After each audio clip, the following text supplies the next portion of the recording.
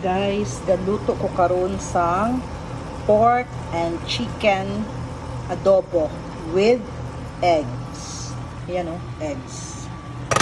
Pork and chicken adobo for dinner tonight.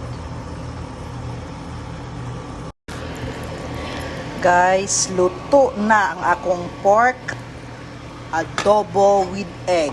Tingnan mo naman oh. Oh, di ba? Ganda, di ba?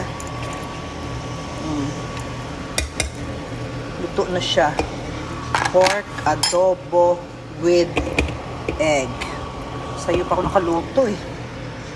Sayo pa ako nakaluto. In the mood to cook. Hello guys. Good afternoon. Time check is 5 o'clock p.m. Sayo pa ako nakaluto. Ano na ni siya? Mga 1 hour and 15 minutes ko na ginaluto ni. Ako na lang siya gamay na lang butangan ko ano. Para nga spiso gid siya pag-ayo. De. Spiso gid siya pag-ayo. Ang sarap. Tsura pa lang. Ewan ko na lang. Ang baboy is 1 1/4. Ang chicken is 1 kilo. Ganyan. Kalami. Oh my golly. Gabi kahumok sang ano. Gabi kahumok sang akong pork.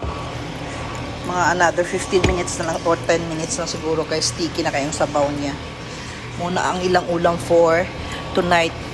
Dalawang bata lang na naman ang kakain kasi si ate may party nga i-attend kaya kami lang dito. Bye-bye.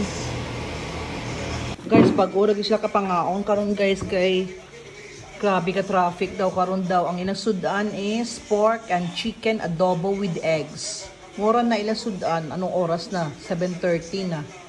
Luuya mga bata sa traffic. Ay, grabe. Kauna mo una ko. Yung plato na kain na. Kauna ka mo. Hit na. Pag-upag sila kaabot, grabe. Sakit mata na ugtiil ni Rika sa drive. Kaya ang traffic, grabe ka. Ano? Muna ilang sudan. Pork and chicken adobo with eggs. Saan ang sauce sa ilalom niya? Pork, kaya gusto ko pork. Chicken, kaya gusto si Masha chicken. Oo, lami ka ng pork na grabe kahumok sa kaoras. Ug tunga kong gilatan. Bye na guys. Bye.